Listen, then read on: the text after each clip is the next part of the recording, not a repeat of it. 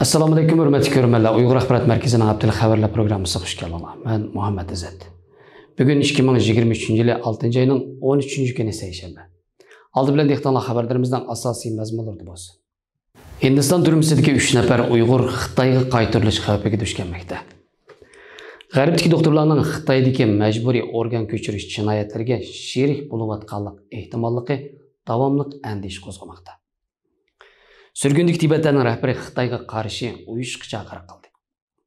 Amerika yana bir türküm Xitay şirketlərinin mallarını import qilishini çəkledi. Arab Əllər İttifaqının vəkilləri Şərq Türkistan'ı ziyaret qıldı. Tüvəndə dehqonlar xəbərlərimizdən təfsilatı bo'lsin. Al Jazeera to'rining 6-gündəki xəbəri görə Adil, Abduxaliq, Abdusalom ismli 3 Uyg'ur yigit 2013-yili 12-iyun kechda Hindiston Xitoy chegarasidagi Sultan Chosko rayoniga yaqin joyda Hindiston armiyasi tomonidan tutilgan va atsi yerim harbiy tashkilot bo'lmish Hindi Tibet chegara soqchilariga topshirib berilgan. Hindi Tibet chegara soqchilarining xodimlari ularni 2 oyga yaqin tutib turib so'roq qilgandan keyin atalmish chegaradan suqunib o'tgan 3 nafar Xitoy fuqarosi ustidan delo turg'izishni talab qilib, Ladakh soqchilariga maktub yo'llagan. Xatda ko'rsatilishicha, Hindi Tibet chegara soqchilarining amaldori Pramanantja so'roq qilish orqali Yeşi 20'den 23 yaşqıcha bo'lgan bu 3 yigitning Sharq Turkistonlik Akukula ekanligidan xabar topgan. Lekin Hindi Tibet chegara soqchilari 2 oy so'roq jarayonida bu 3 aylanning Hindiston zaminiga qonunsiz kirganligidan sirt ularga qarshi hech qanday dalil isbot topolmagan. 2013-yili 9-oyda soqchilar ularni sotga olib chiqqanda, ular yerlik tilni tushunmaydiganligini aytgan. Bu 3 aylan Ladakhning asosiy shahri Lehda 10 oy turmada yetish jarayonida ancha-muncha o'rdocha va Ladakh tilini o'rgangandan keyin Sotda Hindiston armiyasi ularni tutib olganda o'zlarining hech qanday sayohat hujjati yo'qligi va yanada pichoq bilan xarita borligini e'tirof qilgan. Sot 2014-yil 7-oyning 22-kuni ularni 3 turli qonunga xiloflik qilish jinoyati bilan 18 oylik qamoq jazosiga hukm qilgan. Bu Akukularning advokati Muhammad Shafi Lasso'ga bildirishicha, ular bir qism urug' tuqqanlari va do'stlarining jazo lagerlariga so'langanligini ko'rgandan keyin chet elga qaytishni qaror qilgan. Halbuki bu Akukular 18 oylik jazo muddati to'shgandan keyin Hindistonning Jamoat bexatarligi qonuniga asosan tutib turilgan. Mazkur qonunga ko'ra ayblanuvchilar sotlanmasdan 6 oy tutib tursa bo'ladigan bo'lg'achqa, Hindiston doiralari har 6 oyda bir qatim ularni yangidan qo'lga olish buyrug'i chiqarish orqali ularning qamoq muddatini uzartib kelgan. Jamoat bexatarligi qonunining 2022-yili 24-sentabr e'lon qilingan oxirgi nusxasida tutqunlarning o'z davlatiga qaytarilishi kerakli ko'rsatilgan bo'lg'achqa, bu 3 akuka shuningdan e'tiboran Xitoyga qaytarilish xavfi ostida yashmoqda ekan. Telegraf to'rining 9-iyundagi maqolasida ko'rsatilishicha, Xitoyda kishilarning ishki organlarini majburiy elib olish davlat tasdiqlagan plan bo'lib, bu planga ko'ra vijdon mahbuslari ishki a'zolarining elinishi uchun o'lim jazosiga hukm qilingan. Har yili Xitoyning mamlakat miqyosida taxminan 60 mingdan 90 minggacha ishki a'zo ko'chirilgan bo'lib, umumiy tijorat summasi 800 million fond sterlingdan oshadi ekan. Birlashgan Davlatlar Tashkiloti 2021-yil 6-oyda Xitoyda majburiy organ elib olish planining ziyonkashlikka uchrag'uvchilarning Xitoydagi tutib turish o'rinlariga qamalgan Falun Gongchilar va Uyg'urlarni ustiga olgan dindor kishilar ekanligini bildirgan. Atalmish bemorlarga zinhor ziyon yetkazmaymiz deb qasam ichib kasbiy hayotini boshlagan Xitoy doktorlarning majburiy organ ko'chirishga sherik bo'lganligi shaksiz. Ammo shuning bilan bir vaqtda Xitoy bilan o'zaro naf yetkazishadigan sherikchilik munosabati o'rnatgan G'arbdagi nurg'un davolash apparatlarimi bu jinoyatga sherik bo'lgan bo'lishi mumkin. Masalan, Angliyadagi ma'lum bir tashqi kasalliklar doktori Xitoydagi majburiy organ elib olish operatsiyalari qilinadigan davlat qaramog'idagi doktorxonada xizmat qilishi mumkin bo'lgan Xitoy doktorini tarbiyalashi mumkin.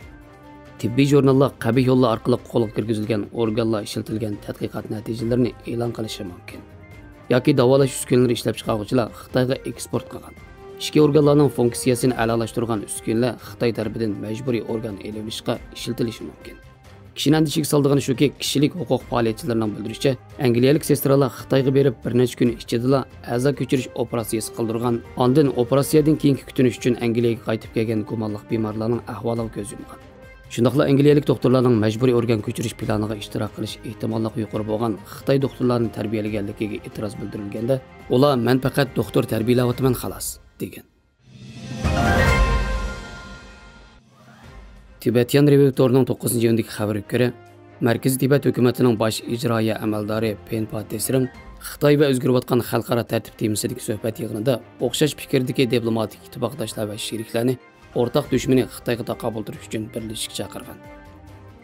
6 ayning 8 kuni boshlangan Hindiston Dharamshal shahrida ochilgan bu yig'inga taxminan 50 nafar Xitoy masalalar tadqiqotchisi va mutaxassis qatnashgan.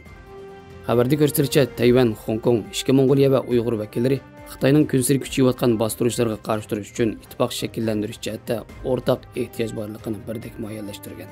Penpa tesirama ularning qarshiga qo'shilgan va to'liq hamkorlik haqida va'da berib mundoq degan. Biz barliq kuch va boyliqlarni bir yerga jo'qlab, Xitoyning taraqqiyot vaziyatini va yer shariga ataman bo'lish g'arazida qo'llangan metodlarni qarorlik bog'lab turishimiz kerak. Reuters agentligining 9-iyundagi xabariga ko'ra, Amerika shu kuni kishilik huquqi daxli ta'ruz qildi degan sabab bilan Xitoydagi printer yasaydigan shirkat va yana Zhongtai Ximyes shirkatining mollarini import qilishni cheklagan. Ninestarning organ torbetida ko'rsatilishicha, u dunyodagi 4-cho'ng lazerlik printer ishlab chiqaruvchi ekan. Amerika Davlat bexatarligi ministrligining ko'rsatishicha, mazkur ikki shirkat Sharq Turkistondagi Uyg'ur va yerlik boshqa millatlarga ziyonkashlik qilgan savdo qilmishlari bilan shug'ullanganlik uchun Amerikaning ta'minlash zanjiridan chiqarib etilgan. Davlat Majlisi Xitoy masalalari ijroiya komitetining raisi Chris Simis va Kengash palata a'zosi Jeff Merkley munolan bildirgan. Bu tadbir nihoyatda muhim. Chunki u Amerika shirkatlariga ta'minlash zanjirini tanlash jihatda aniq ko'rsatma beradi. Ammo majburiy emgak orqali ishlab chiqarilgan mashina zapchashlari, quyosh energiyasi batareyasi, sun'iy ipak, kiyim-kechak qatorliq mahsulotlar davomli Amerika bozoriga kirmoqda. Kengash palata a'zosi Marco Rubio munolan bildirgan. Davlat bexatarlik ministrligining texmo qabih shirkatlarni jazolaydiganligi to'g'risidagi bugungi bayonoti olqishlashga tegishli bo'lsa-mu, ammo bu faqat dengizdan tomchi. Qilishga tegishli texmo ko'p ish bor. Biden hukumatining navbatdagi umumiy hodisiga emas, yakka voqeaga taqobil turish metodi yanada qo'lchilik emgakidan foydalanayotgan nurg'un shirkatlarni jinoyatlarni davomlashtirish imkoniyatiga ega qilmoqda. Amerika Davlat bexatarlik ministrligining bildirishicha, bu tadbirlar 2021-yil 12-oyda imzolangan Uyg'ur majburiy emgakining oldini olish qonunining bir qismi ekan. Navbatda bu tizimlikdan 22 shirkat bor bo'lib, Amerika Davlat bexatarligi ministrligining bildirishicha, Uyg'ur majburiy emgakining oldini olish qonuni yo'l qo'yilib 1 yilga yaqin vaqtda u majburiy emgakdan tutgan bo'lishi mumkin bo'lgan qiymati 1 milliard 300 million Amerika dollaridan oshadigan mollarni tekshirgan. Va uning Jo'xaydagi 8 tarmoq shirkati shundaqla Sharq Turkistondagi Zhongtai Ximyes shirkati Uyg'ur, Qozoq, Qirg'iz qatorliq millatlarning majburiy emgakini qabul qilish, to'shish qatorliq qilmishlarni sodir qilganlik uchun import cheklimiz tizimligiga kirgizilgan. Amerika Vostorining 10-iyundagi xabariga ko'ra, Arab ellar ittifoqining vakillar o'miki 30-maydan 2-iyungacha Sharq Turkistonni ziyorat qilgan va Xitoyning bu rayondagi siyosatlarini maqtagan. Xitoy davlat taratqullarining xabarlarida va Xitoy amaldorlarining mazkur ziyorat to'g'risidagi so'zlarida G'arb Xitoyga ortgan irqiy qirg'inchilik jinoyatining butunlay inkor qilinganligidir deb sifatlangan. Xitoy diplomatiya ministrligining bayonotchisi Wang Wenbinning bildirishicha, Arab ellar ittifoqining vakillari Xitoyning Sharq Turkistondagi tirishchanligiga opirin aytib, rayonning taraqqiyoti va muqimligini maqtagan. Wang Wenbin yana mundoq degan: vakillar o'miki bu safar jarayonida Urumchi va Qashqarga berib, shu joylardagi masjidlarni, islomiy institutlarni, yerlik korxonalarni, koni bozorlarni va atalmish terrorlik qarshi turish va oshqo'llikni tugutish ko'rgazmalarini ziyorat qildi. Masjidlarda yerlik aholilar bilan birga namoz o'qidi va ularning baxtli turmush haqida bevosita ta'sirotga ega bo'ldi. Mutaxassislar Xitoy tarafidan o'rinlashtirilgan bu ziyoratning davomlashayotgan irqiy qirg'inchilikni pardozlashni maqsad qilganligini bildirish bilan bir vaqtda Xitoyning chavusini chitqiyish uchun Xitoyning jinoyatlarini fosh qiladigan arabcha va boshqa tillardagi tashviqot xizmatlarining salmoqini texnik kuchaytirishning zarurligini ta'kidlashgan. Xabarlarimizga ko'ngilliq rahmat. Ko'rishguncha omon bo'linglar. Xayr xo'sh, Allohga omonat.